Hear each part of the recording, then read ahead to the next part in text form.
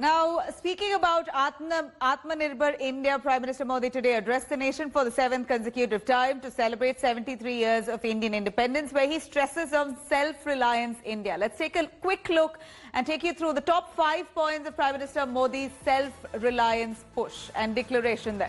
In fact, he spoke about self-reliance not just being a mantra. In fact, it is a necessity, and that's what Prime Minister Modi has said initially as well. Give it an added push this time in his Independence Day speech.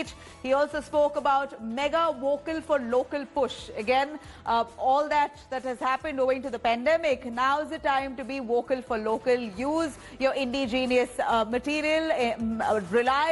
Be self-reliant, rely on your own, work it out in your own country so that you don't have to depend on the outside world. In many ways, he gave a push to Atmanirbhar India in many different ways.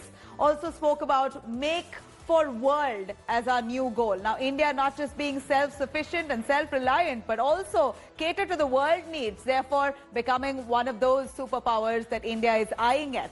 One India, one market. That's what Prime Minister Modi said. One India, one market for farmers particularly. This is, of course, going to bring together farmers from all across one marketplace so that there's no foul play, there's no malpractice, and farmers benefit as much. He spoke about farmers at length, their development, their upliftment at large. Also then eventually coming down to speaking about the youth of India leading the self-reliance mission.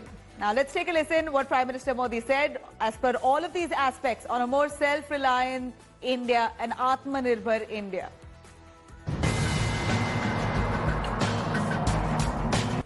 Corona वैश्विक महामारी के बीच 130 करोड़ भारतीयों ने संकल्प लिया। संकल्प आत्मनिर्भर बनने का, और आत्मनिर्भर भारत आज हर हिंदुस्तान के मन मस्तिष्क को में छाया हुआ है। आत्मनिर्भर भारत ये सपना संकल्प में परिवर्तित देख रहे हैं। आत्मनिर्भर भारत ये एक प्रकार से शब्द नहीं, ये आज 130 करोड़ देशवासियों के लिए मंत्र बन गया है। हम जानते हैं, जब मैं आत्मनिर्भर की बात करता हूं, हम में से जो भी 25-30 साल की उम्र से ऊपर होंगे, उन सबने अपने परिवार में अपने माता पिता या अपने बुजुर्गों से सुना होगा कि भाई बेटे बेटी अब 20 साल 21 साल के हो गए हो, अब अपने पैरों पे खड़े हो जाओ। 20-21 साल में भी परिवार संतानों से अपने पैरों पर खड़े होने की अपेक्षा करता है। हम तो आजादी के 75 वर्ष के एक कदम दूर है, तब हमारे लिए भी भारत जैसे देश को अपने पैरों पर खड़ा होना अनिवार्य है। आत्मनिर्भर बनना अनिवार्य है। जो परिवार के लिए आवश्यक है, वो देश के लिए भी आवश्यक है। और इसलिए, और मुझे विश्वास है, भारत इस सपने को चरितार्थ करके रहेगा। आजाद भारत की मानसिकता क्या होनी चाहिए? आजाद भारत की मानसिकता होनी चाहिए वोकल फॉर लोकल।